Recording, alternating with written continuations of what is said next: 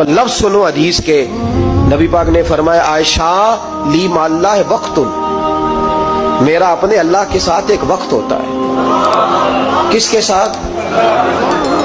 آج میرا دوستوں کے ساتھ وقت ہے، آج میرا گھومنے کا وقت ہے، آج میرا خوش گپیوں کا وقت ہے، آج میرا سیاحت کا وقت ہے، آج میرا پکنک کا وقت ہے۔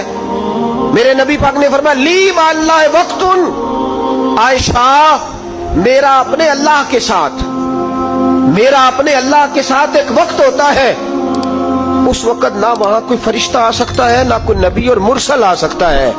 جب فرشتہ اور نبی نہیں آ سکتے تو عائشہ اور ابو بکر کیسے آ سکتے ہیں؟ تو کہا یا رسول اللہ پھر وہاں ہوتا کون ہے؟ تو حضور فرمانے لگے ایک میں ہوتا ہوں، دوسرا میرا رب ہوتا ہے، تیسرا کوئی موجود نہیں ہوتا۔ امت کو درس دیا ایک وقت 24 گھنٹوں میں ایسا لایا کر جس میں تو اپنے رب کو دکھڑے سنائے، جس میں تو دعائیں مانگے، جس میں تو عرض و نیاز کرے، جس میں تو اپنے گناہوں کی معافی چاہے۔